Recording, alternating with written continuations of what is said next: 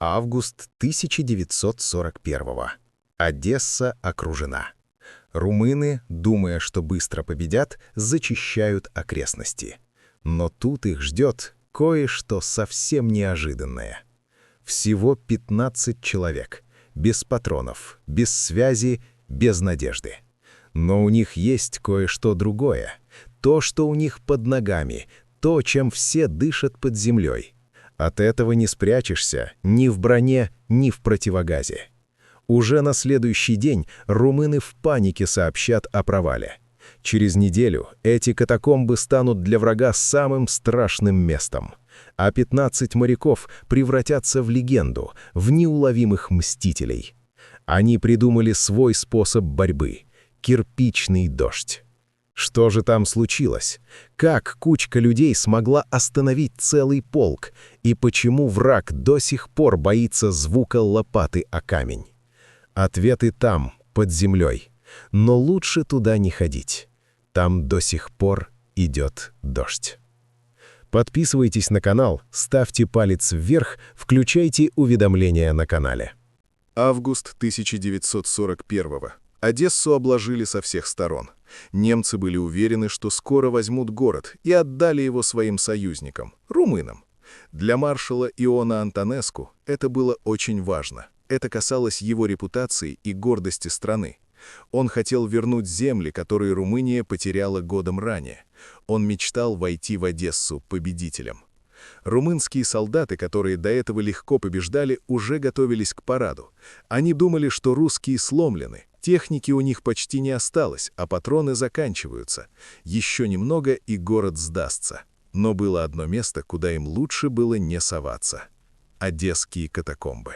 Это огромный подземный лабиринт, который тянется на много километров. Раньше там добывали камень.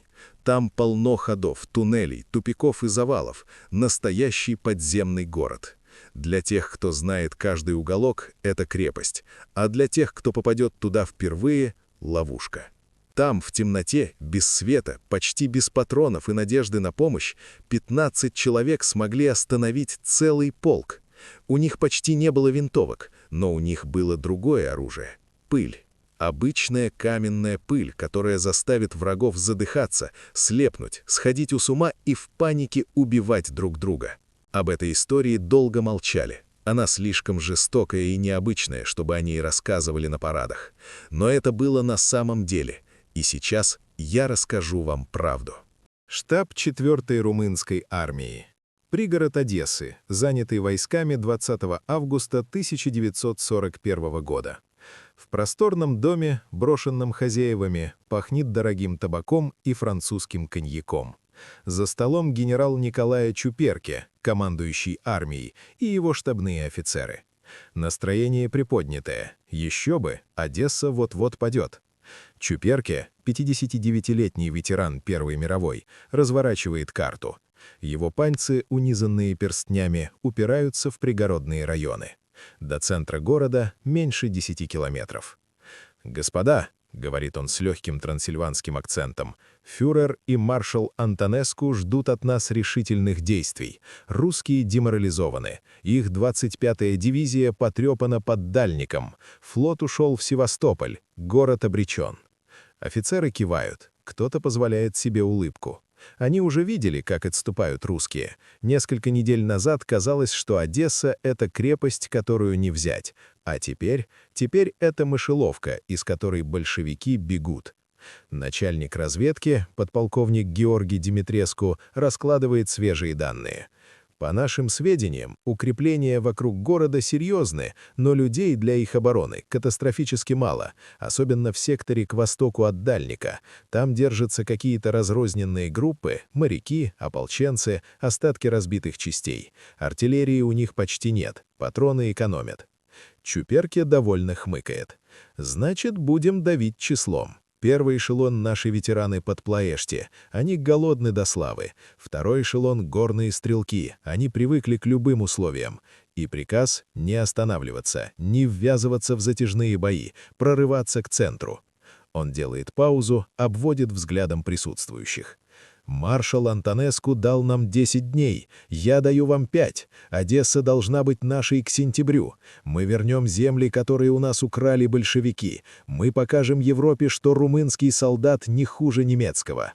Офицеры встают, слышен дружный хор «Служу Румынии». Но один из них, молодой капитан по фамилии Корнеску, молчит.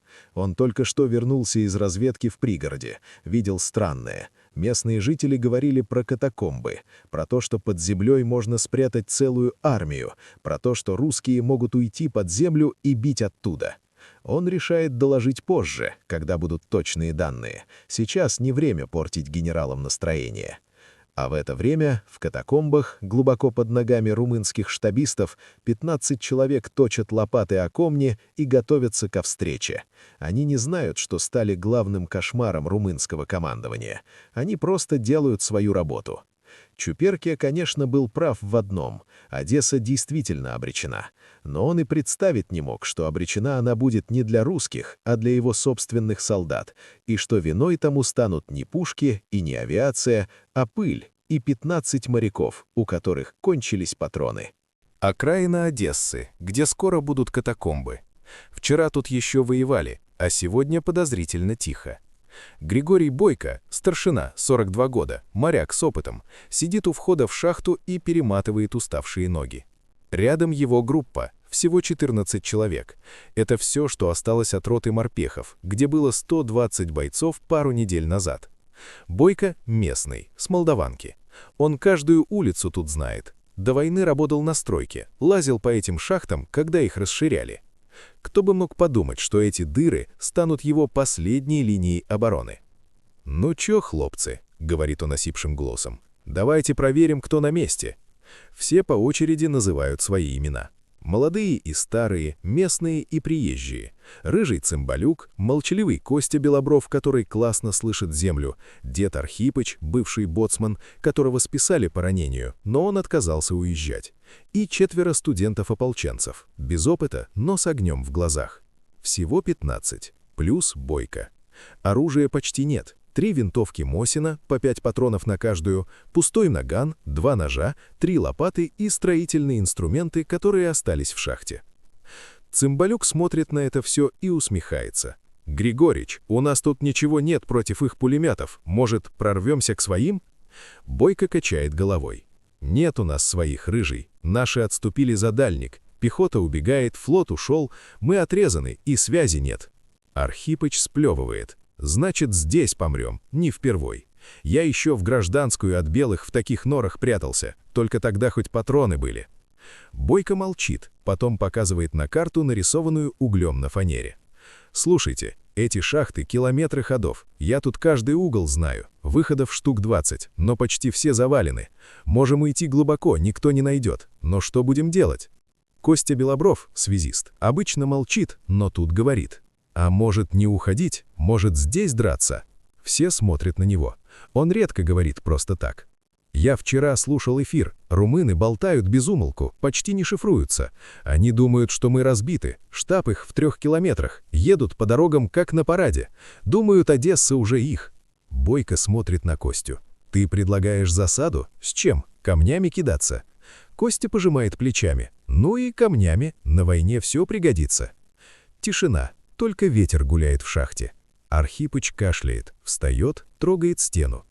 «Знаете, что я думаю? Этот камень, ракушечник, он мягкий. Лопатой ковырни, пыль столбом. Я помню, когда в шахтах работали. Дышать нечем, глаза режет. А что, если эту пыль, направить в нужное место?» Бойко смотрит на стены, на лопаты, на своих людей. И вдруг понимает, идея безумная, но это единственный шанс. «Архипыч», — тихо говорит он, — «да ты гений!» Пока никто не понимает, что задумал старшина, но уже через несколько часов они начнут готовить ловушку, о которой будут говорить в учебниках. Ловушку, где главное оружие — каменная пыль. Идея родилась не на совещаниях у военных или где-то в штабе. Она возникла в темноте кромешной, при свете фитиля, сделанного из подручных средств и солярки. Тогда человек 15 поняли, что умирать им, скорее всего, тут. И важно, как много врагов они смогут забрать с собой. Точно никто не скажет, кому первому пришла эта мысль в голову. Бойко говорил, что это были Архипыч и Рыжий. Архипыч когда-то работал в порту, видел, как камень дробят для укрепления судов. Он знал, что известняковая пыль опасна, если ей долго дышать, можно умереть, а если вдохнуть много сразу, задохнешься за пару минут. Рыжий цимбалюк вырос в семье каменотесов. Его дед и отец этим всю жизнь занимались.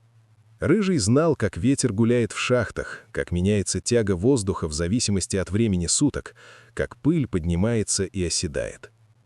Как-то, сидя у входа в катакомбы, они вдруг поняли, что нужно делать. «Слушай», — Рыжий нарисовал что-то палкой на земле, — «тут как в трубе. Если вход сверху открыт, воздух идет сверху вниз, а если снизу, то наоборот. Как в печке, понимаешь?» Бойко понял, что парень говорит дело. «Если долбить стену где-то внутри, — говорил дальше Рыжий, — пыль пойдет по шахте, надо выбрать место, где воздух тянет ко входу, куда полезут румыны. Тогда вся пыль полетит прямо им в лицо». Архипыч добавил: «Известняк — штука ядовитая, если много вдохнуть. Я помню, в 20-х годах на стройке люди от этой пыли умирали. Просто дышали, и все, через пару дней их не стало». Бойко спросил: «И как сделать, чтобы они полезли именно туда, где мы будем пыль поднимать?» Тут и появился остальной план. «Заманим их», — сказал Костя Белобров, который молча слушал. «По рации слышал, они ищут наши склады, думают, что тут боеприпасы спрятаны. Оставим следы у входа, ящики пустые, газеты какие-нибудь. Они точно полезут». «Им нужен пленный», — добавил парень из ополчения, Леня Гуревич. «Пусть кто-то из наших попадется им на глаза и побежит в шахту. Они за ним». План был готов. Выбрали место, шахты километрах в 3 от входа. Там ходы узкие, где-то 1,5 метра, потолки низкие. Там пыль будет стоять густо, и тяга отличная. Воздух идет от дальних стен ко входу. Принялись за работу. Лопаты наточили о камне. Выбрали 3 места, где стена мягче. Прикинули, сколько нужно ударить, чтоб пыль поднялась. Решили так. Минут 5 нужно хорошо поработать, чтоб пыль заполнила метров 100 шахты. Архипыч учил: «Бейте не сильно, но часто. Не надо в одну точку долбить, надо сыпать, как муку просеиваете. Пусть пыль летит». Никто не знал, получится или нет, но выбирать не приходилось. Лучше умереть, хоть что-то придумав, чем просто ждать, пока тебя найдут и расстреляют. Ночью 21 августа все было готово. Места для атаки подготовлены. У входа разбросали пустые ящики, газету старую. Леня Гуревич, самый быстрый, готов был сыграть роль бегущего партизана. Легли спать. Вернее, те, кто мог уснуть. Бойко не спал. Он сидел у входа, смотрел на звезды и думал, что завтра они увидят такое, чего никогда не видели. А может, и не увидят уже и его, никого из его людей. Рассвело тихо. И румыны пришли тоже тихо. Утро. 22 августа 1941. Румынская разведгруппа. 12 человек во главе с сержантом Ионом Петреску крадется по окраине Одессы. Надо прочесать окрестные поселки, найти склады с боеприпасами и прикрыть тыл перед тем, как наши двинутся вперед. Петреску — тертый калач. Еще в 1916-м воевал с немцами, потом в Венгрии, а теперь вот тут. Он спинным мозгом чует опасность. И сейчас прям чувствует, что-то не так. Подозрительно тихо. Пусто. Дома стоят как есть, будто их просто бросили, но никто не трогал. Кое-где видно, что тут недавно кто-то был. Окурки, банки из-под консервов, обрывки газет. Русские ушли, но недавно совсем. Может, где-то рядом? Тут один из солдат, пацан совсем, из Трансильвании, орет: «Сержант, гляньте!» Петреску подходит. Прямо перед ним вход в какую-то шахту. Деревянные балки старые, кое-где обвалились уже. А вокруг следы свежие, много следов. И самое интересное, рядом пустые ящики из-под патронов валяются, штук несколько, и советская газета смятая. Петреску наклоняется, разглядывает ящики. Видно, что их недавно сделали, дерево еще светлое, будто их только вчера бросили. «Тут склад был», — говорит он своим. «Русские сюда боеприпасы стаскали». Солдаты сразу оживились. Склад — это трофеи, добыча, шанс перед начальством выслужиться. «Заходим?» — спрашивает капрал Думитру, самый шустрый. Петреску в сомнениях. Что-то его смущает. Слишком все очевидно. Слишком уж небрежно ящики разбросаны, словно специально. «Не нравится мне это», — ворчит он. «Может, в штаб доложить». Но Думитру уже не слушает, подходит к самому входу, светит фонариком внутрь и вдруг как заорет: «Там человек! Бежит!» Все рванули ко входу. И правда, в глубине шахты кто-то мелькнул. В форме, без ремня, взъерошенный, с перекошенным от страха лицом. Русский. Удирает вглубь, спотыкается, падает, вскакивает и дальше несется. «За мной!» — орет Думитру и прыгает в шахту. Петреску пытается его остановить, но куда там? Солдаты как с цепи сорвались, внутрь ломятся. Крики, топот, свет фонарей по стенам пляшет.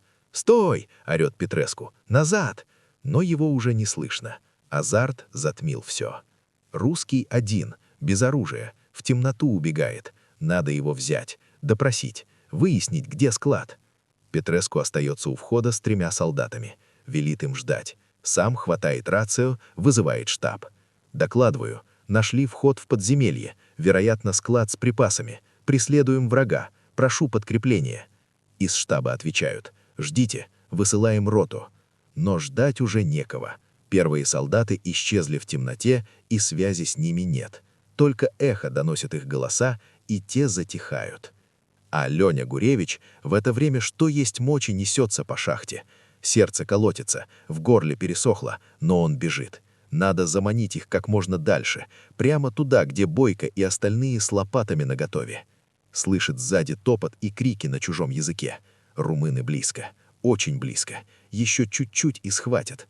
Леня ныряет в боковой ход, пробегает еще 50 и вылетает в просторную камеру. Тут его ждут. Бойко кивает, показывает: «Ложись». Леня падает на пол, закатывается в нишу, сердце стучит так, что, кажется, его за километр слышно. Румыны врываются в камеру. 5. Останавливаются, светят фонарями по сторонам. Куда он делся? И тут свист. Короткий, резкий. Сигнал Бойко. Архипыч и Рыжий как взмахнут лопатами. Первые удары по стенам. Пыль взлетает, как облако белое. Румыны не сразу поняли, что происходит. Видят только тени мелькают, слышат удары глухие. А потом воздух становится густым, как кисель. «Что это?» — орет кто-то по-румынски. «Пыль! Дышать невозможно! Глаза!» Кашель, хрипы, вопли ужаса. Фонари падают на пол, лучи света мечутся, освещая белую мглу. Люди хватаются за горло, трут глаза, валятся на колени. А удары все продолжаются. Тук, тук, тук. Лопаты бьют по стенам, поднимая все новые и новые клубы известняка. Камера превращается в газовую камеру. Только этот газ — это обычная пыль. Через 3 минуты в камере тишина. 5 румын лежат на полу. Кто-то еще хрипит, кто-то уже затих. Лица, руки, одежда — все в белой пыли. Выглядят как привидения. Бойко подходит к ближайшему, переворачивает. Мертв. Глаза широко открыты, рот разинут, язык распух. Задохнулся пылью за считанные минуты. «Работаем дальше», — хрипит Бойко своим. «Это только начало. Сейчас подкрепление пришлют». Его правда. У входа Петреску уже докладывает в штаб. Разведгруппа не вернулась. В катакомбах что-то творится. Нужны люди, много людей. И рота пехоты выдвигается к проклятому входу. Они еще не знают, что идут прямиком в могилу. Капитан Георгий Влайку, командир 3-й роты 5-го пехотного полка, был явно не в духе. С самого утра все пошло наперекосяк. Сначала пропала разведка Петреску. Потом из штаба пришел приказ срочно выдвигаться к каким-то катакомбам и разобраться там. И все это под солнцем, в жару, по пыльной дороге, да еще и с полной выкладкой. Влайку кое-что понимал в войне. Еще в Первую мировую повоевал, командовал взводом, был ранен, но чтобы вот так прочесать подземление, где, как сказал сержант, пропали 12 человек, такого еще не было. «Да брехня все это», — пробормотал он, идя ко входу в шахту. Не могли они просто так пропасть. Скорее всего, попали в засаду и где-то отсиживаются. А может, просто струсили и забились в угол. Рота, 120 бойцов, 3 взвода, 2 пулемета, миномет построилась у входа. Влайку оглядел своих солдат. Мужики крепкие, большинство из гор, к холоду и тесноте привычные, с такими хоть куда. «Слушайте сюда», — сказал он. «Заходим группами по 10 человек, держим дистанцию метров 20, освещаем фонарями, факелами, связь голосом и свистками. Если наткнетесь на врага, в драку не лезем, отступаем и ждем подмогу. Вопросы есть?» Вопросов не было. Солдаты переминались, глядя на черный зев входа. Оттуда тянуло сыростью и холодом. Желающих идти первыми не было. «Первая группа за мной!» — крикнул Влайку и шагнул в темноту. Они вошли. Первые метров 100 ничего плохого не случилось. Обычная шахта, старые деревянные балки кое-где обвалились, под ногами хрустел щебень, фонари выхватывали из темноты стены со странными разводами. А потом они увидели трупы. 5 солдат из группы Петреску лежали в расширении туннеля. Зрелище жуткое. Лица белые от пыли, глаза на выкате, пальцы исцарапаны, как будто пытались сорвать воротник, вздохнуть, но не смогли. «Господи!» — перекрестился один из солдат. «Что с ними?» Влайку наклонился, потрогал одного, тело уже остыло. На губах белый налет. Если надавить на грудь, в легких слышен хруст, будто там песок. «Это пыль», — сказал Влайку. «Они задохнулись от пыли.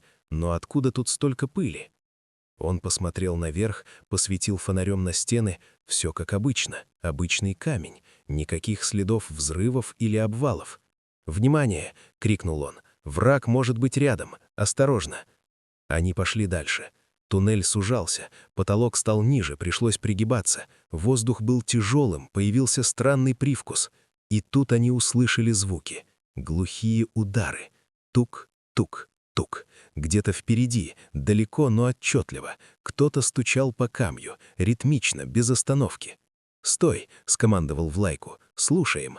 Удары продолжались и становились громче, и вместе с ними в воздухе появилась пыль, сначала легкая дымка, потом густая взвесь, которая оседала на губах, на языке, в глазах.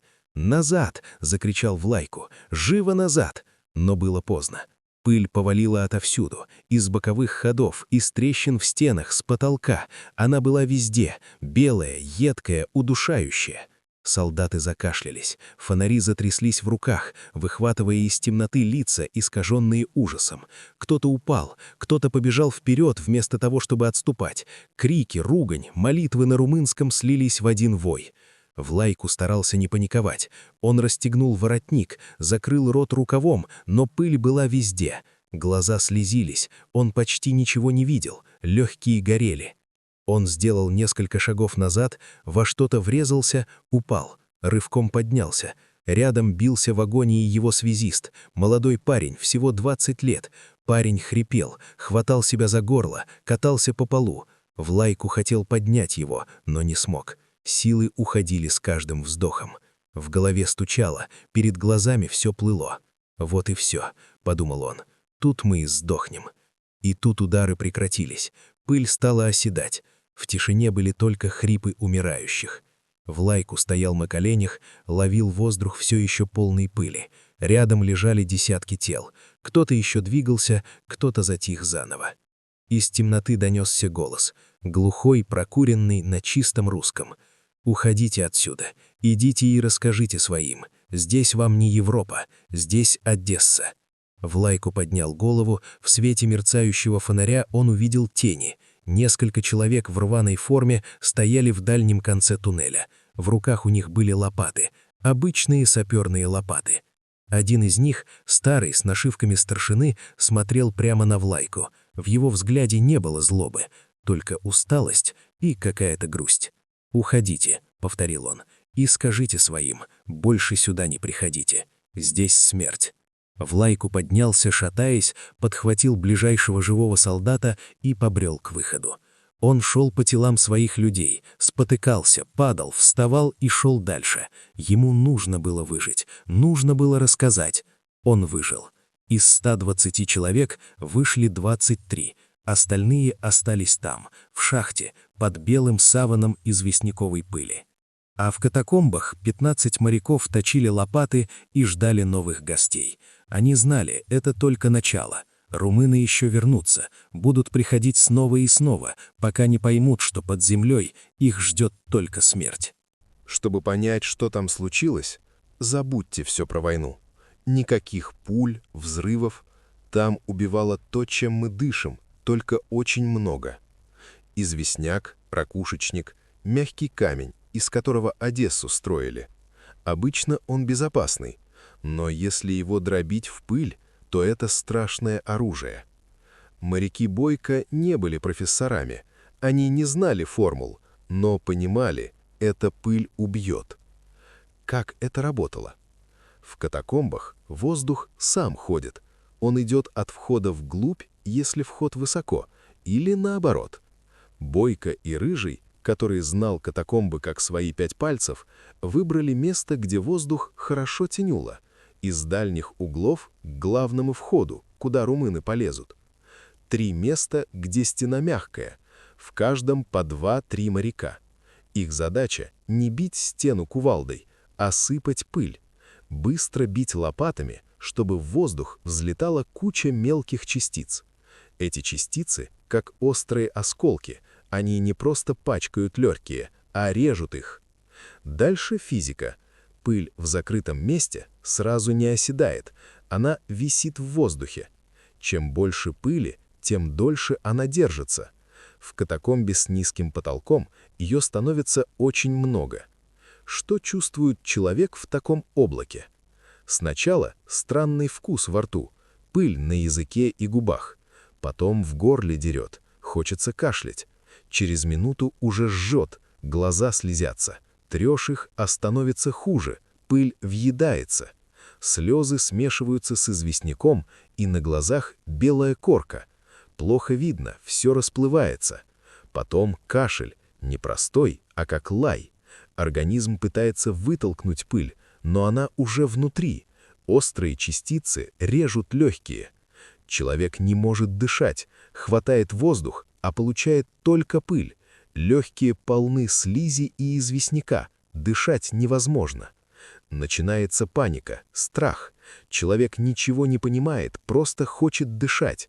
Рвет на себе одежду, царапает шею, пытается убежать, но вокруг одна белая муть. Сознание теряется от удушья через несколько минут. Смерть от того, что дыхательные пути забиты. Солдаты умирали на бегу, падали лицом в камень. Их легкие потом были как мокрая вата с песком.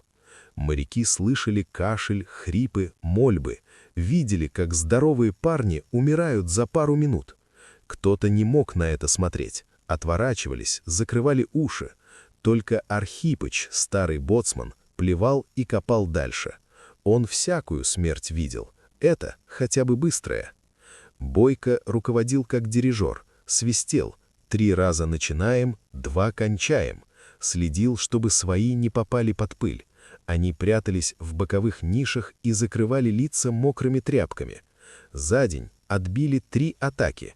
3 группы румын зашли в катакомбы, и их накрыло кирпичным дождем. К вечеру перед входом лежало больше 100 трупов. Кто вырывался, бежал с безумными глазами, хрипел. Падали и умирали, не добежав до врачей. Солдаты боялись идти в подземелье, офицеры грозили расстрелом, но пыли боялись больше. Ночью румыны поняли, что происходит что-то странное. Они попросили помощи у немцев, у тех, кто умеет воевать. Но это завтра. А пока 15 моряков сидели в темноте, пили воду из луж на стенах и готовились к новому дню. Еды почти не было, вода кончалась, сил тоже. Но они знали, каждый час, что они здесь, румыны не штурмуют Одессу. Держитесь, орлы, еще повоюем, пыли на всех хватит. Капитан Михай Попеску, командир 2-го батальона 5-го полка, считался самым крутым офицером во всей дивизии. Спокойный, как танк, все просчитывал наперед и был, чего уж там, жесток. Он усмирял бунты в Трансильвании, брал Перекоп в 20-м, учился в Германии у спецов. Такого парня сложно было чем-то напугать. Вечером 22 августа он стоял у входа в эти чертовы катакомбы и смотрел на горы трупов. Его люди вытаскивали тела и складывали их рядами прямо на земле. 123 человека за день. И ни одной пулевой ранки. У всех белые лица, глаза на выкате, языки распухли. «Что это вообще такое?» — спросил он у лейтенанта Влайку. Тот еле живой был. Санитары его водой откачивали. «Пыль, капитан», — Влайку как будто во сне говорил. По привычке ляпнул капитан по-немецки. «Они как долбанут по стенам, пыль столбом. Дышать нечем, глаза режет, ничего не видно. Люди от нее за минуту задыхаются». Попеску скривился.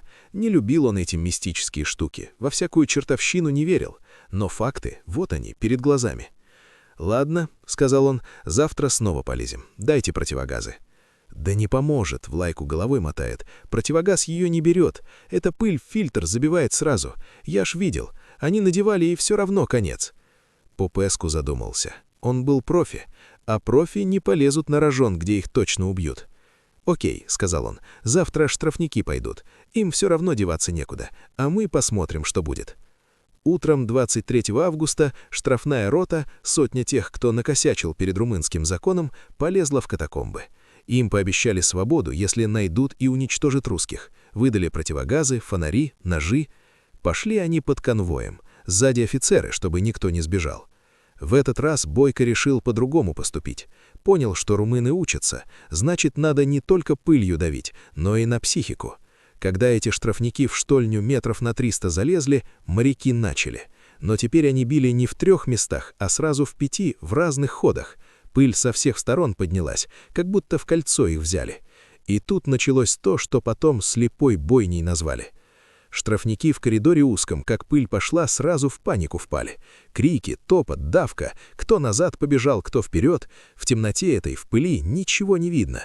Первый выстрел случайно получился. Кто-то на курок нажал от страха. Пуля в своего попала. Тот упал, закричал, а в ответ пулеметная очередь. «Огонь прекратить!» — орет офицер. «Дурачье, прекратить!» Да кто его слышит? Визги, грохот, эхо от стен, шум адский. Солдаты палят во все, что шевелится, а там все шевелится. Люди мечутся, падают, встают и опять бегут. Пули от стен рикошетят, тех, кто спрятаться пытается, убивают. Раненые орут, маму зовут, бога, черта. Живые по раненым идут, к выходу прорваться хотят. Попеску входа стоял, эту кашу слушал. Через полчаса вроде потише стало. Из шахты 7 вылезли, слепые, оглушенные, с ума сходят. Остальные 93 там и остались. Попеску приказал саперам взрывчатку заложить и вход взорвать. Пусть эти русские там навеки останутся. Взрыв такой, что земля затряслась, вход завалило. Казалось бы, все. А Бойко эти катакомбы как свои 5 пальцев знал. Там еще 2 выхода есть, про которые румыны и не догадываются. Ночью они выбрались, отдохнули, воды из ручья напились и опять под землю ушли. Война продолжается. А румынские солдаты, которым охранять завал приказали, слышат странные звуки из-под земли. Стук лопат. Им кажется, что русские воскресают и опять стену долбят. Слухи пошли жуткие. Мертвые моряки из пыли встают. Злые духи катакомб крови хотят. Офицеры панику остановить пытаются, да не выходит. Солдаты к этому проклятому месту и близко подходить не хотят. Дезертиров все больше. Командование не знает, что делать. А в Германии уже первые доклады о странных вещах под Одессой. И Гитлер и Антонеску требуют отчета. Отчета, которого никто не может дать. Сержант Ион Петреску, тот, кто первым полез в катакомбы, жив остался. И еще и главным свидетелем стал. Хотя винить-то особо некого, кроме нашей же Арвии, которая его в это пекло отправила. Петреску сам внутрь не пошел, своих туда отправил. У входа остался, подкрепление ждал. Как стрельба началась и пыль из прохода повалила, он все еще снаружи был. Через час полез туда. Не то чтобы приказ был, просто хотел узнать, что с его ребятами стало. Взял 5 добровольцев, тряпки мокрые на лицо, фонари. Прошли метров 100, потом 200. Кругом трупы. Где один лежит, где кучей 5-6 человек. У некоторых ран нет, только лица белые, глаза пустые. Других, как решето, своих перестреляли. «Господи!» — шептал Петреску, через тела переступая. «Что тут случилось-то?» Метров через 300 услышали звук. Стук. Этот чертов стук, который теперь ему во снах снится. Петреску руку поднял. Стоп. Все замерли. Стук все ближе, из бокового хода идет. И пыль с ним, как дымка по полу стелется. «Назад!» — скомандовал Петреску. «Быстро назад!» Побежали. По трупам бегут, спотыкаются, падают, поднимаются. Пыль догоняет, в легкие лезет, глаза режет. Двое упали, и все, не встали. Трое, Петреску в том числе, выскочили наружу. Он потом час кашлял, белую слизь выплевывал. Легкие, как в огне, глаза все плывет. Санитары глаза промывали, кислород дали подышать. Вечером сам Попеску его допрашивал. «Что там, сержант?» «Там смерть, господин капитан», — ответил Петреску. «Она под землей ходит и лопатой стучит. Это не люди, хуже». Попеску скривился. «Ерунды не говори. Там обычные матросы русские, по норам прячутся, как крысы. Мы их выкурим». «Не выкурите». Петреску капитану прямо в глаза смотрел. «Они там каждый угол знают. Они там годами сидеть могут. А мы полезем, они пыль поднимут, и все там останемся, как мои ребята». Петреску отправили в тыл, типа по ранению, а на самом деле, чтоб панику не наводил. Но он ее уже навел. Его рассказ по ротам пошел, всякими жуткими подробностями оброс. Болтали, что в катакомбах призраки моряков живут, что они из пыли встают каждую ночь и в стены стучат, что у них лиц нет, только маски белые, что они не убивают, а задыхаться заставляют, смотреть, как смерть из-под земли поднимается. Солдаты крестились, офицеры матерились. Но факт оставался фактом. Рота за ротой в эти штольни лезли, и никто не возвращался. Через неделю командование решило катакомбы не штурмовать, а заблокировать. Все выходы взрывчаткой завалили. Вокруг охрану поставили, стрелять во всякого, кто вылезти попытается. Петреску в госпитале лежал, про это решение слышал и усмехался. Он-то знал, там этих выходов десятки, если не сотни. Русские под землей не десятки километров уйдут, где-нибудь за линией фронта вылезут и дальше воевать будут. А румыны будут у завалов сидеть и стук слушать. Так и вышло. Через месяц, когда Одессу уже взяли, в катакомбах все еще стучали.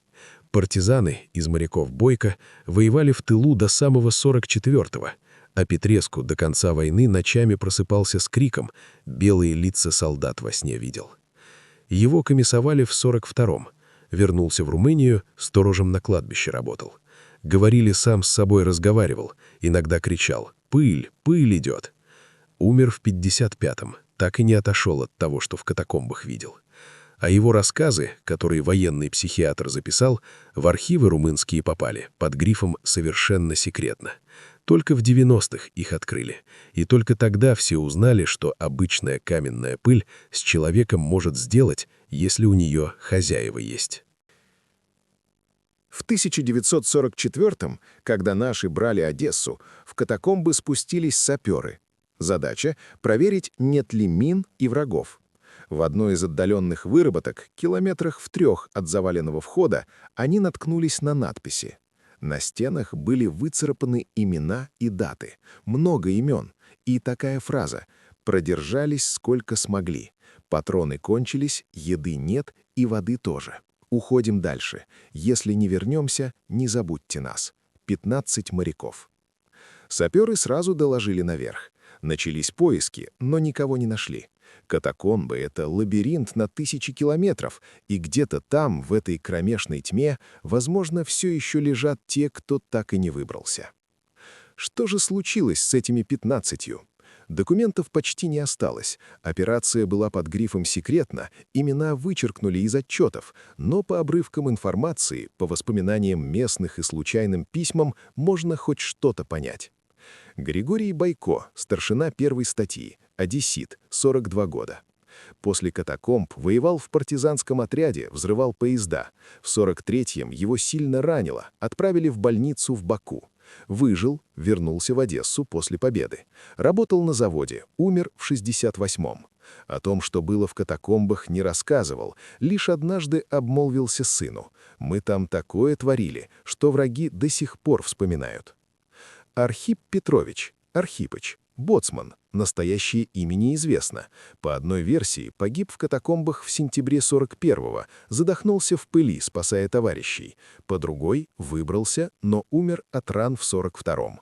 Тело так и не нашли. Рыжий, Цымбалюк, молодой совсем, 22 года. Партизаны потом рассказывали, что именно он придумал, как использовать пыль, и сам руководил этими пыльными атаками. Пропал без вести в 43-м во время вылазки в тыл врага. Костя Белобров, связист, выжил. После войны чинил радио в Николаеве. Умер в 85-м. Дочь вспоминала, что отец иногда вскакивал ночью с криком «Пыль! Лицо закройте!». Она не понимала, о чем он. Леня Гуревич, студент, тот самый, что румын в ловушке заманивал, погиб в катакомбах в 42-м, прикрывал отход своих. Ему было всего 19. Иван Маслов, ополченец, выжил. После войны работал в порту, грузчиком. Умер в 73-м. Перед смертью попросил, чтобы его похоронили в тельняшке. Сказал: «Я хоть и не моряк, но под землей мы все моряками были».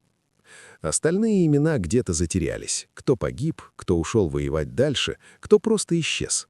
Но в катакомбах, в этих старых штольнях, до сих пор находят странные знаки.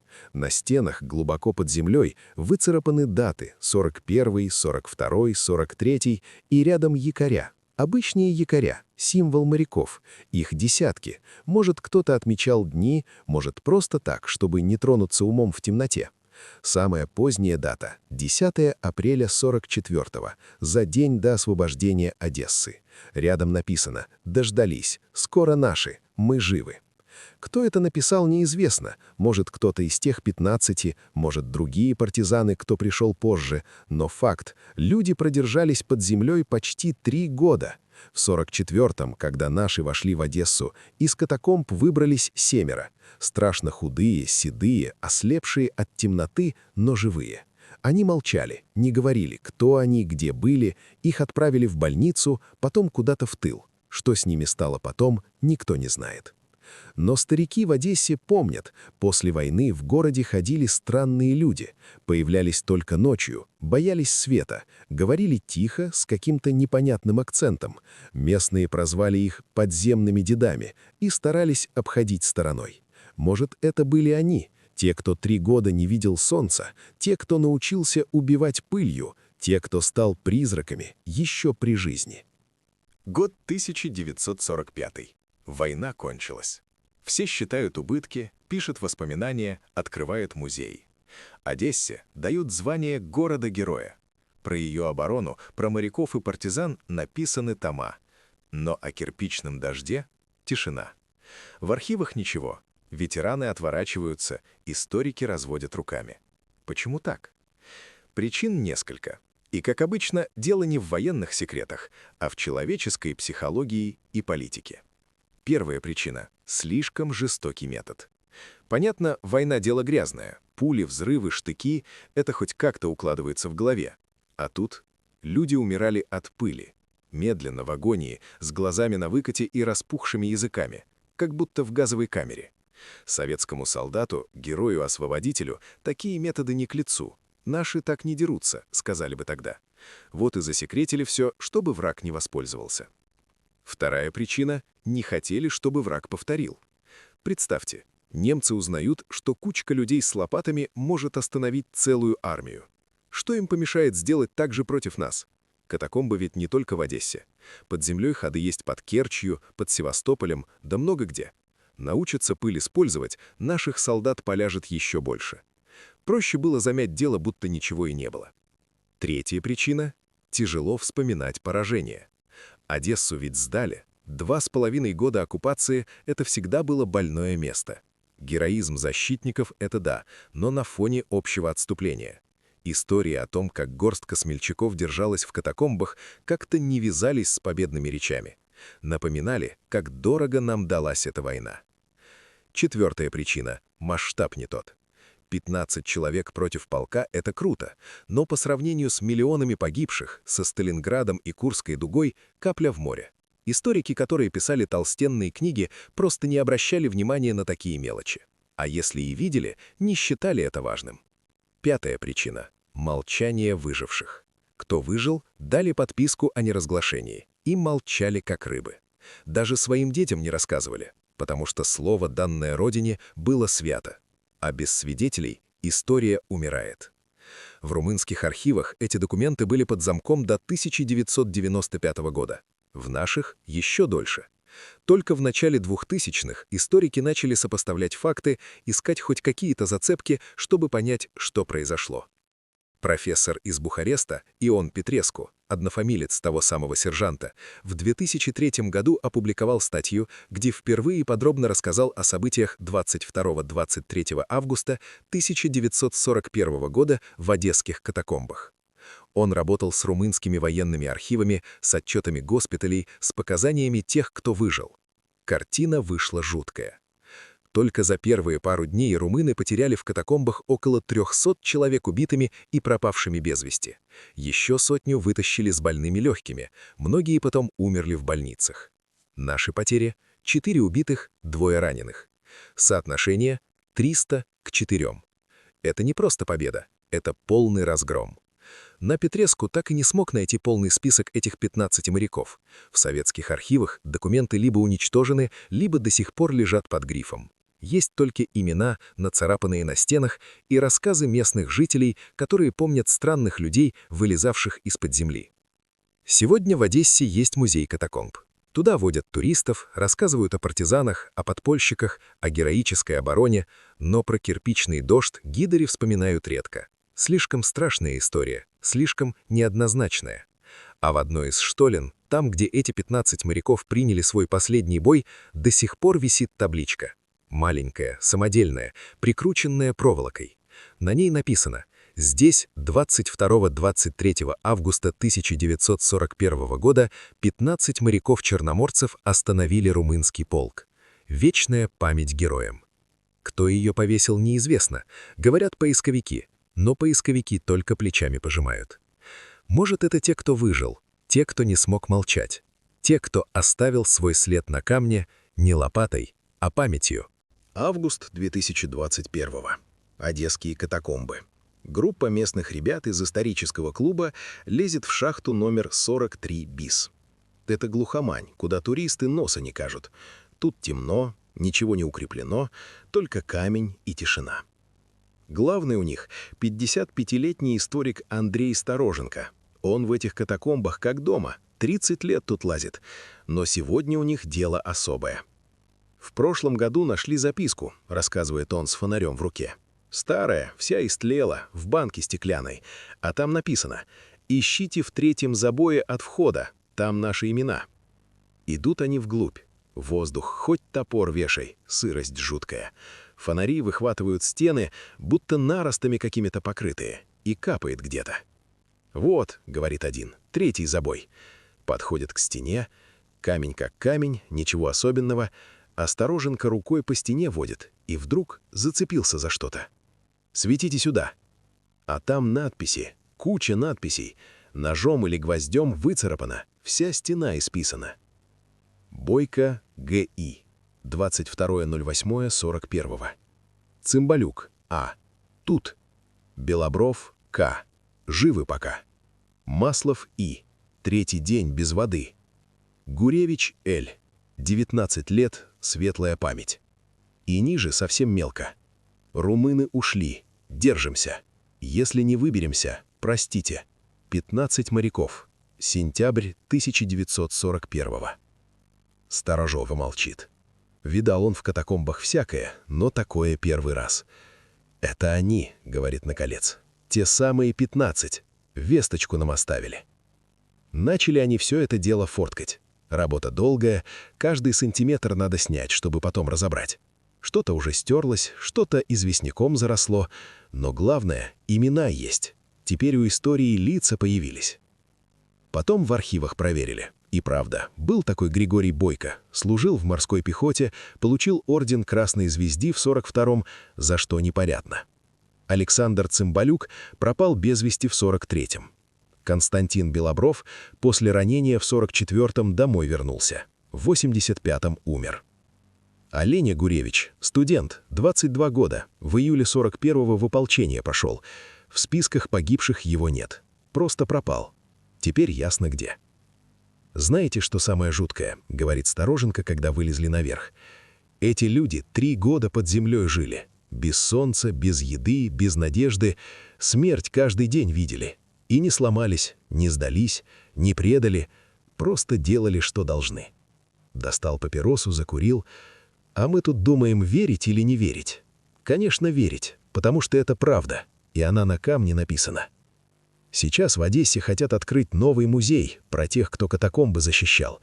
Там будет зал про кирпичный дождь, с фотками этих надписей, с рассказами, с именами.